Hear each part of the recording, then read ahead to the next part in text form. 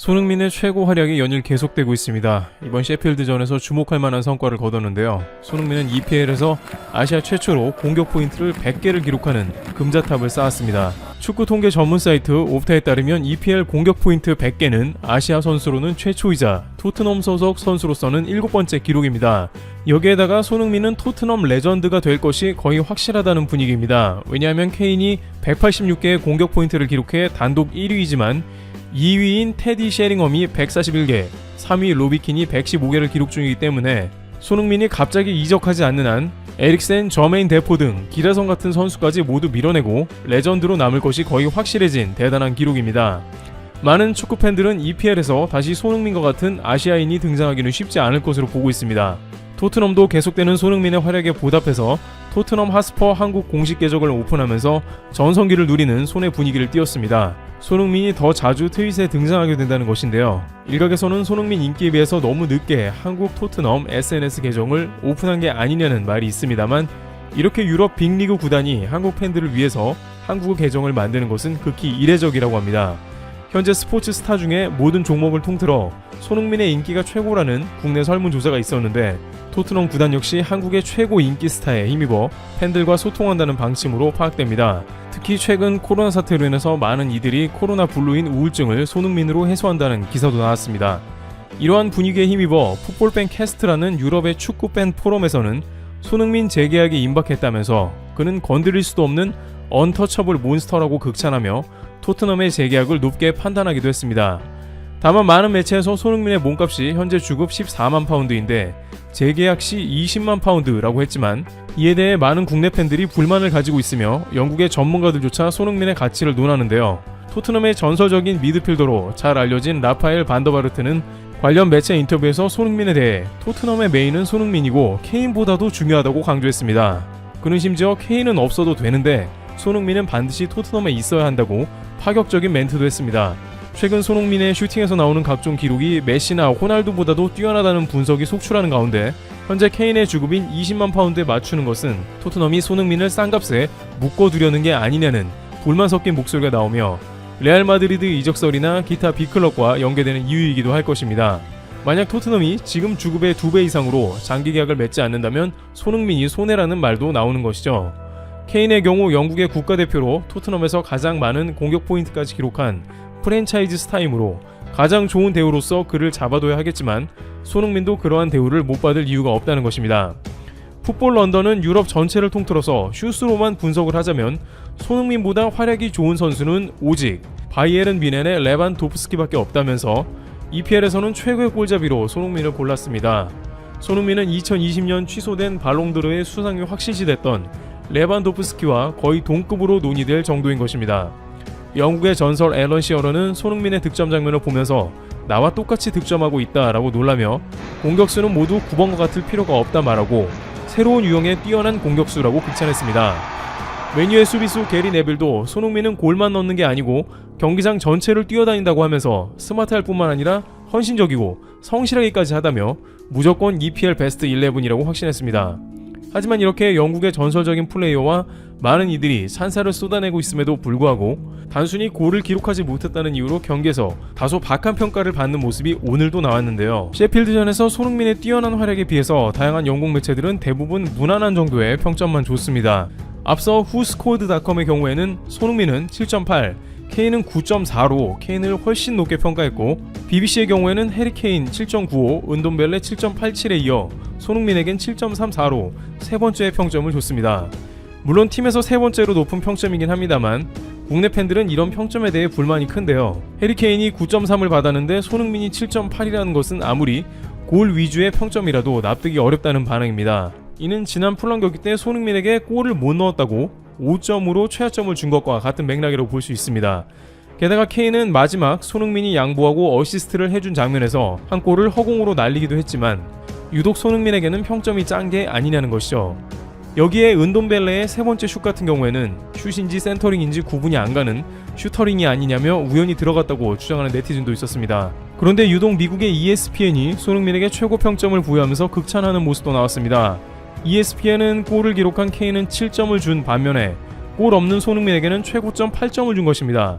하지만 경기를 본 한국 팬들은 물론이고 ESPN의 전문가들은 손흥민의 독특한 면을 높게 샀습니다. ESPN은 손흥민에게 최고점인 8점을 부여하면서 Never stopped working이라는 표현을 사용하며 그는 시작 1분부터 인저리 타임에 교체되어 나가기까지 결코 쉬는 법이 없었다고 성실함을 극찬했습니다. 골보다는 그 과정에서 손흥민이 해낸 역할을 더 높게 평가해 평점을 준 것으로 파악됩니다. 첫 번째는 전반 5분 니어포스트로 절묘한 위치의 센터링에 오리에의 헤더 선제골을 돕는 모습이 나왔습니다. 또한 이렇게 직접적인 기여뿐 아니라 두 번째 골에서는 결정적인 키플레이어가 되었다고 설명했는데요. 두 번째 케인이 골을 넣을 때는 손흥민이 상대방 골대까지 달려가서 결국에는 실수를 유발시켰고, 이러한 빌드업이 결국 토트넘의 역습으로 곧바로 연결되면서 케인이 쉽게 득점할 수 있게 도왔습니다. 마지막 순간에 보면 손흥민은 케인 앞을 지나가며 수비들이 케인을 못 막도록 방해까지 했습니다. 따지고 보면 손흥민은 첫 번째와 두 번째 골에 모두 관여되며 결승골을 만드는 데 결정적 역할을 했습니다. 많은 이들이 오프 더 볼 움직이면서 손흥민이 정말 잘하고 있다고 극찬하는 이유 중 하나입니다. 반면 케인은 이제 리그 득점왕을 노리는 분위기인지 다소 골 욕심을 부리는 모습이 나오고 있습니다. 케인은 90분경에 손흥민의 패스를 공중에 날렸는데요. 국내 팬들은 손흥민이 욕심을 더 내야 한다고 주장합니다. 한편 국내에서는 이제 손흥민의 실력은 논할 필요가 없고 이제는 이적 문제가 중요하다고 열변을 토하는데요. 영국의 팬사이디드는 손흥민이 레알의 이적 조건을 전달했다는 뉴스를 발표해 또 불을 붙여놓은 것이죠. 신빙성이 없는 뉴스일 수는 있습니다만 손흥민이 워낙 뛰어난 활약을 보이니 간과할 수도 없습니다. 일부 국내 팬들은 토트넘이 무리뉴 감독의 주요한 전술 중 하나인 역습에 특화된 선수라고 말하면서 특유의 스프린트를 통한 득점을 많이 하고 있으며, 토트넘 선수들은 그러한 손흥민을 돕고 있는데 다른 팀으로 이적 시에 그러한 주특기를 잘 살릴지 모르겠다는 반응을 보이기도 했습니다. 따라서 적절한 금액이 제시된다면 토트넘에서 케인과 함께 오랜 콤비로 남아도 좋다는 것입니다.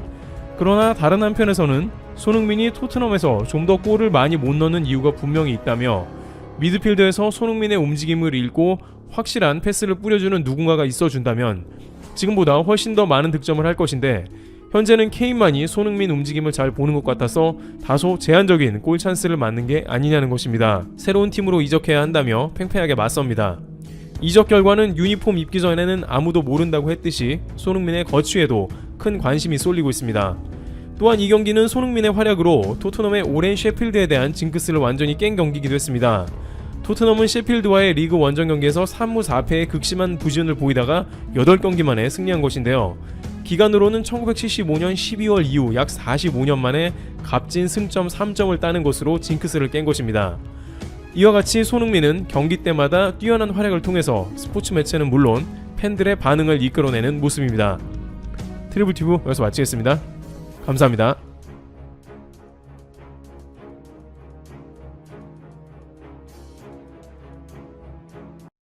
올림픽의 개최 여부를 최종 결정해야 하는 시기가 사실상 코앞으로 다가왔습니다.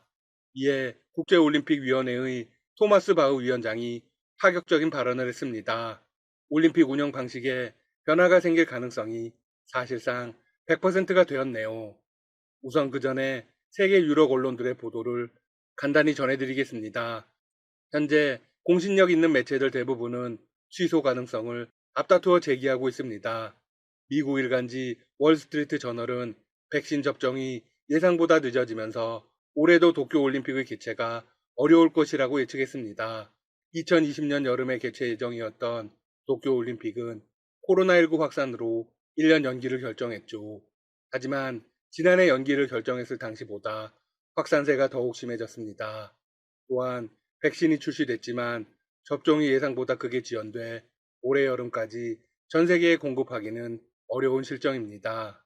백신을 맞는다고 바로 집단 면역이 생기는 것도 아니기 때문에 백신의 희망을 걸기는 어렵습니다. AP통신, 뉴욕타임스, 블룸버그 통신 역시 확산 추세와 저조한 일본 여론 등을 이유로 도쿄올림픽 중단 가능성을 보도했습니다. 실제로 일본 국민들 사이에서도 도쿄올림픽 개최에 부정적인 반응이 지배적입니다. 교토통신의 최근 전화 여론조사 결과에 따르면 응답자의 81%가 도쿄올림픽을 중지하거나 재연기해야 한다고 답했습니다. 그럴 수밖에 없는 게 일본은 최근 급격한 확산으로 긴급사태를 발령했으며 일일 신규 환자 수가 6,000명에 달합니다. 이에 일본 정부는 대회 시작일인 7월 23일 전까지 전 국민에게 백신을 접종한다는 계획을 내놓았습니다. 하지만 일본 국민들은 백신에 대해 부정적입니다. 네, 접종을 하지 않으려고 합니다. 언론들만의 문제는 아닙니다. 이미 일본 내부의 핵심 인사들도 개최 불확실성을 언급하고 있습니다. 백신 보급을 담당하는 고노다로 행정개혁 담당상과 자민당 핵심 간부도 최근 취소를 암시하는 발언을 했습니다. 정부의 한 고위 관계자는 현지 언론과의 인터뷰에서 이렇게 말했습니다. 여론을 바꾸기 위해 외국 관광객을 받지 않을 수도 있다. 하지만 3월 초까지 긴급사태가 계속된다면 개최 중단도 각오해야 한다. 여기에 2012년 런던 올림픽 조직위원회 부회장도 방송에 출연해 취소론에 힘을 실었습니다. 그는 라디오 방송에 출연해서 이렇게 전했습니다. 도쿄올림픽은 중단될 가능성이 높다. 2024년 파리 올림픽이 예정되어 있어 재연기는 어려운 실정이다. 사실상 중단될 것으로 보인다. 그는 올림픽 개최 여부가 빠르면 1개월, 늦어도 2개월 이내에 판단하게 될 것이라고 밝혔습니다. 상당히 타당한 이야기입니다. 도쿄올림픽 뒤에도 여러 국제 행사가 예정되어 있습니다. 바로 내년에는 베이징 동계올림픽이 있고 2024년에는 파리 올림픽이 있죠. 따라서 재연기를 한다는 건 현실적으로 불가능합니다. 런던 올림픽 부위원장은 도쿄 조직위 역시 중단 계획이 있는 것으로 안다고 전했습니다. 이어서 다른 나라들의 참여 여부도 언급했죠. 억지로 개최하더라도 수많은 선수들의 불참 선언이 예상된다는 것입니다. 올림픽은 세계 최고의 선수가 없으면 메달의 정당성이 상실된다. 얼마나 많은 나라의 선수가 안전하게 도쿄에 와서 경기를 할 수 있느냐가 판단의 기준이 될 것이다. 네, 스타 선수가 참가하지 않으면 올림픽은 흥행에 완전히 실패하게 됩니다. 이런 가운데 토마스 바흐 IOC 위원장이 드디어 말문을 열었습니다. 그는 일본 언론과의 인터뷰에서 이렇게 말했습니다. 현 시점에서 도쿄 올림픽이 오는 7월 23일 도쿄 경기장들에서 개막하지 않을 것이라고 여길 이유가 없다. 이는 플랜 B가 없는 이유이자 우리가 올림픽 경기를 안전하고 성공적으로 치르는데 전념하는 이유이다. 네, 다시 한번 개최에 대한 단호한 의지를 보여준 것입니다. 절대로 취소하지 않겠다는 것입니다. 그런데 이후에 결정적인 단서를 달았습니다. IOC는 유연해야 하며 올림픽에 관여하는 사람들의 생명을 보호하기 위해 희생할 필요가 있을 것이다. 무슨 의미일까요? 네, 바로 관중수를 대폭적으로 줄일 수 있음을 예고한 것입니다. 이는 교토통신이 직접 분석한 내용입니다. 바흐 위원장은 안전과 관련해선 금기가 없다라고도 덧붙였습니다. 그런데 IOC에서 가장 오랫동안 임기를 유지하고 있는 딕 파운드 위원이 나서서 더욱 결정적인 단서를 달았습니다. 도쿄올림픽에서 반드시 관중이 있어야 하는 것은 아니다. 네, 무관중 개최를 대놓고 제기한 것입니다. 딕 파운드 위원은 IOC 부위원장 등 주요 요직을 두루 거친 데다 현역 최장수 위원입니다. 그의 입을 통해서 무관중 대회 이야기가 나왔다는 건 허투루 들을 일이 아닙니다. 이것이 IOC의 공식적인 입장이나 마찬가지입니다. 주요 언론들은 딕 파운드 위원의 입을 통해서 IOC가 무관중 대회 개최 카드를 공론화한 것이라고 분석했습니다. 분위기를 띄우고 있다는 것이죠. 또 다른 대안으로 거론되었던 것은 올림픽 순차 연기가 있습니다. 하지만 이는 파리 조직위가 확고하게 반대 입장을 표명했습니다. 따라서 가능성은 사라졌습니다.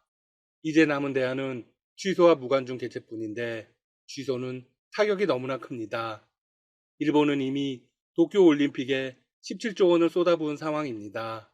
취소 시 경제적 타격은 47조 원에 달하는 것으로 예측되죠. IOC 역시 마찬가지입니다. 막대한 중계권료와 스폰서십 수입을 포기할 생각이 전혀 없습니다. 파운드 위원은 작년에 올림픽 연기 이야기를 가장 먼저 꺼냈던 인물입니다. 그의 발언은 그대로 이루어졌죠. 따라서 이번에도 무관중 개최는 거의 확정이 되는 듯합니다. IOC가 선제적으로 무관중 카드를 꺼내든 이유는 취소론을 잠재우기 위해서입니다. 어떻게든 개최는 하고 싶다는 겁니다. 자, 그런데 영상 제작 도중에 엄청난 소식이 전해지고 말았습니다.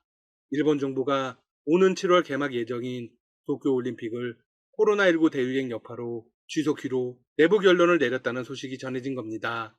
영국 더 타임스가 현지 시각 21일 보도한 내용입니다. 더 타임스는 익명을 요구한 일본 집권당 연합 고위 관계자를 인용했습니다. 관계자에 따르면 일본 정부가 2032년 도쿄올림픽 유치에 주력하고 있다고 합니다. 이 관계자는 이미 1년 연기된 올림픽이 올해도 열리기 힘들 것이라는 공감대가 있었다고 강조했습니다. 그러면서 정부가 다음해 올림픽을 개최하는 가능성을 열어두고 취소 발표를 하는 방안을 모색하고 있다고 밝혔죠. 이 관계자는 현재의 심경을 이렇게 밝혔습니다. 어느 누구도 올림픽을 취소한다고 먼저 말하고 싶어 하지 않지만 개최하기 너무 어렵다는데 의견이 모이고 있다. 개인적으로는 올림픽이 열릴 것이라고 전혀 생각하지 않고 있다. 마지막으로 런던 올림픽 조직위원회 부위원장의 발언으로 영상을 마무리하겠습니다. 그는 이렇게 인터뷰를 마무리했습니다. 만약 내가 도쿄 올림픽 조직을 담당했다면 취소 계획을 이미 세웠을 것이다. 지금까지 닥터시사TV였습니다. 여러분 시청해주셔서 감사합니다. 구독과 좋아요 부탁드립니다.